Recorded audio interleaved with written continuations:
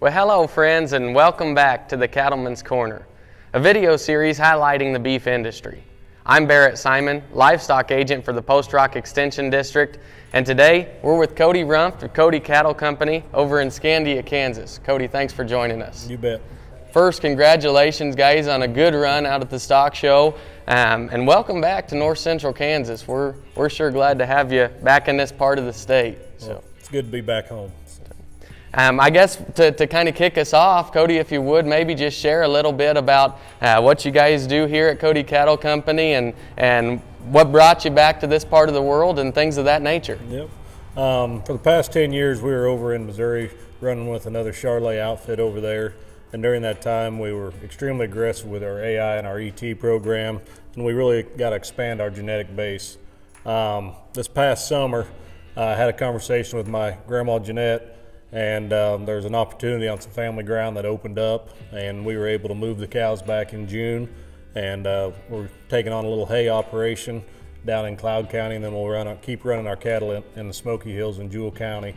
But my grandma Jeanette and then the Runft Ranch ground we all kind of came together at the right time when we were able to get back home. You bet. And you guys will be partnering up this spring on a bull sale. What other avenues might you take as far as marketing, or where's your niche lie, I suppose? I guess my passion is selling commercial bulls. My passion is making the Charolais beef bulls as good as I can make them. Luckily, Brock Haniel and I, Dr. Haniel and I, we've been good friends all through high school and college, and we've stayed in touch the last 15 years.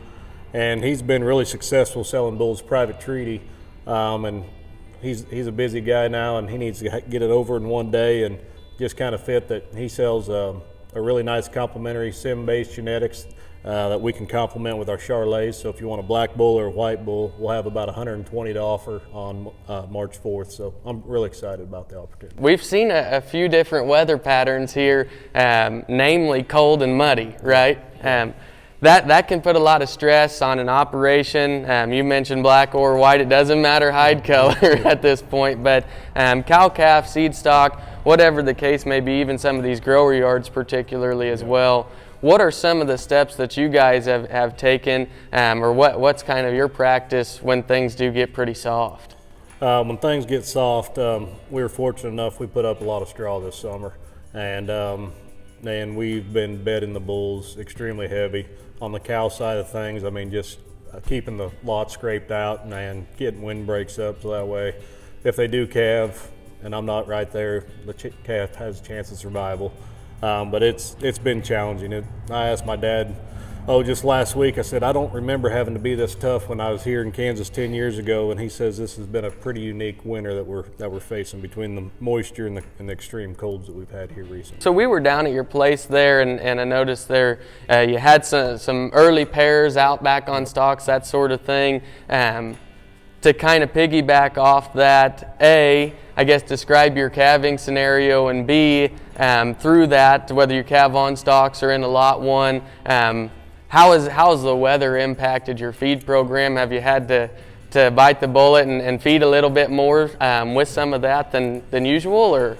Yeah, when we moved back, we thought we had the tiger by the tail. I mean, we planted a lot of cover crops, and we were thinking we're going to have plenty of hay, and then we got an October 14th freeze, and it killed 200 acres of millet, and we kind of started scratching, are we going to have enough feed? Luckily, I think we will, but we've had stocks and we've had some rye that we've grazed, and I think we're going to be kind of fortunate. But for calving, I mean, if it's a nice day, the cows, they're going to do it on their own out in the stock field. When the extreme cold, they're going to do it in a 12 by 12 bedded pen in the barn with a heater on. So. More widespread now than probably 5-10 years ago. We are helping ourselves eliminate some of those calving issues, and I think from the top down that's been a really important shift in the beef industry.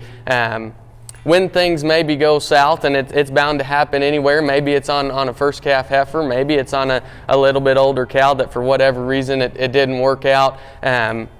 Maybe describe your plan of action, how long you're waiting. You mentioned in tough weather you're going to bring them in anyway, so they'll be close quartered. But talk about, where your guys' mindset lies in terms of, oh, hey, we need to go help that female, or, you know, we've seen that cow do it before, and we know she can make it happen. Yeah. So basically, I mean, we don't sleep from January 1 to about March 10th. I mean, we're in and out with those cows every 2 hours. So we have a really good idea when one's starting to separate from the herd and she's starting to pace a little bit. If the weather's nice, we let her be. If it's cold, that's when she goes in the barn. Once we see a water bag, it's just every half hour. We're checking her every half hour to make sure that there's progress. And after an hour, if there's no progress, we're getting her in and we're making sure everything's where it's supposed to be. And if everything's where it's supposed to be, she gets a shot of oxytocin, we put her in a pen. And I like to let these cows calve as natural as they can. It seems like in my experience, when you start helping these cows and you start jerking them out, that's when you get into some reproductive issues for the next year where maybe they're not going to breed back as quick. So we do everything we can to let these cows have them on their own. And I mean, I've got a beautiful wife and a beautiful daughter, and once going through that childbirth scenario, watching it with my own eyes, I realized it's not as quick as what I thought it might be when I was younger and thought, hey, calf's feet are out, let's jerk that thing out and let's get it on the ground. So we're a lot more patient than we used to be. Well, Cody, I've sure enjoyed our conversation here. I think our viewers hopefully have as well. You've had an opportunity and taken time out of your busy schedule to join us on the Cattlemen's Corner. So I do appreciate that. As I mentioned, we're sure glad to have you back in the territory, and looking forward to what we can see from Cody Cattle Company in the near future. So, thank you. Yes, sir.